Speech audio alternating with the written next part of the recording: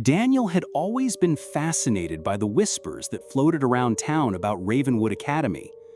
The old building, once a grand school, had been abandoned for decades.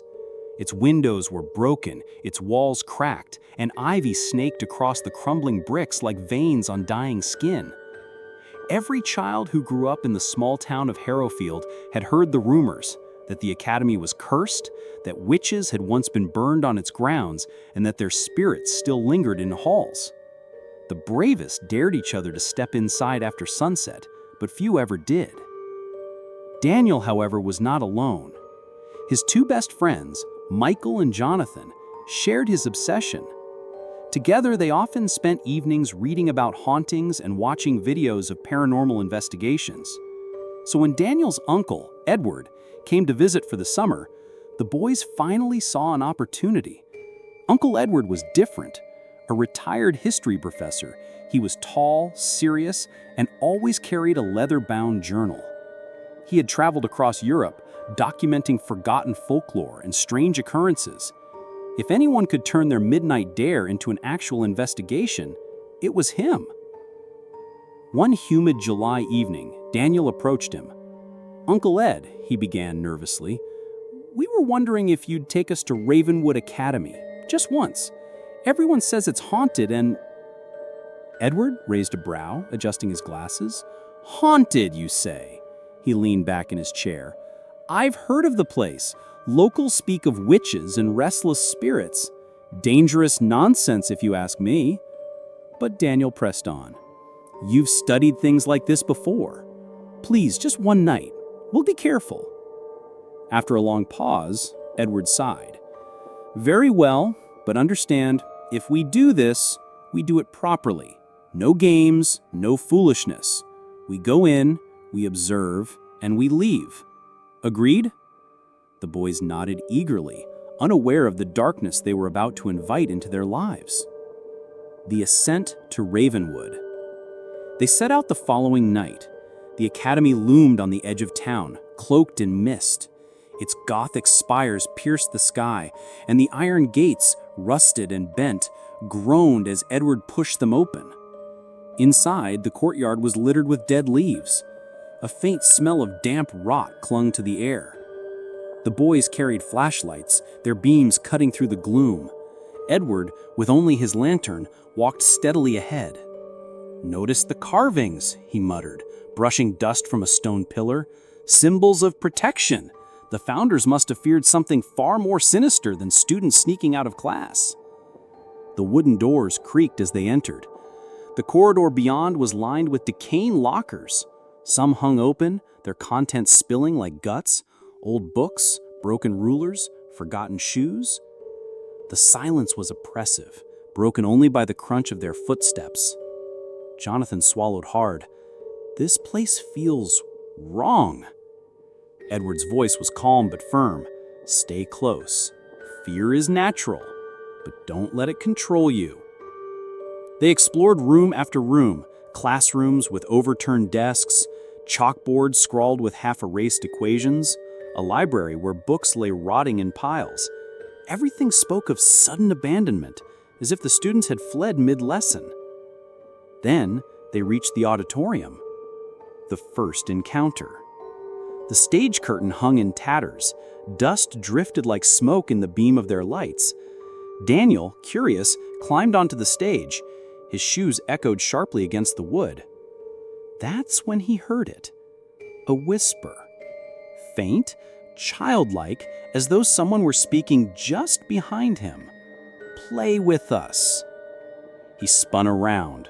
No one was there, but Michael's flashlight caught something moving in the far rows of seats. A shadow. Small, hunched, watching. "Did you see that?" Michael gasped. Jonathan gripped Daniel's arm. "We need to leave." Before Daniel could respond, Edward raised his lantern. His sharp eyes scanned the room. "Stay calm. Shadows can trick the mind. But," he paused, "keep your eyes open." A sudden bang shattered the silence.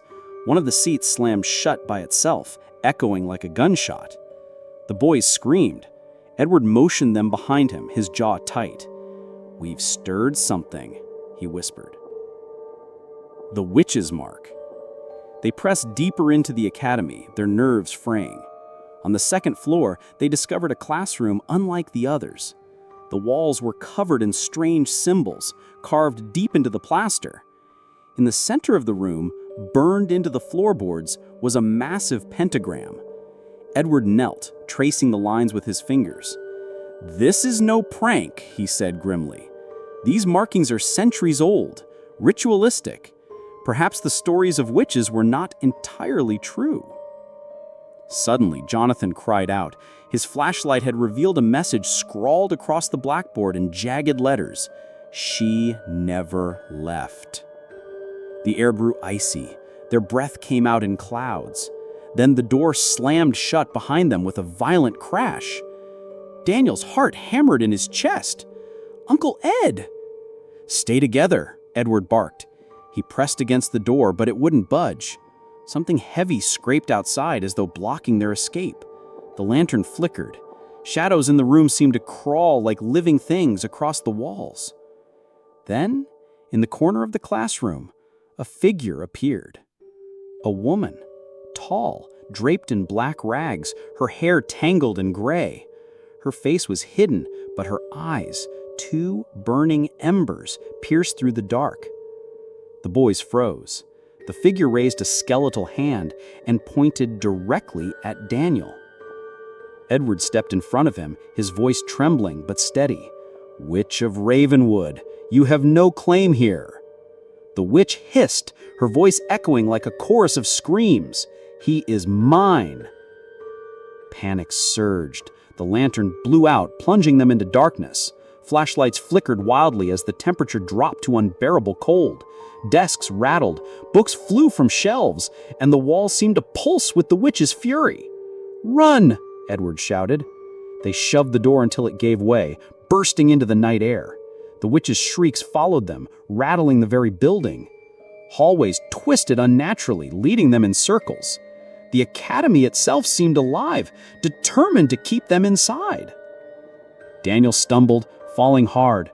As Daniel and Jonathan dragged him up, Edward urged them forward. "The exit! There!" They reached the main staircase, only to find the front doors sealed shut with thick chains that hadn't done there before.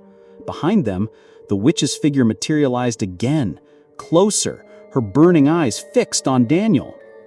Desperate, Edward pulled a silver crucifix from his pocket and raised it high. "By the light of God, I cast you out!"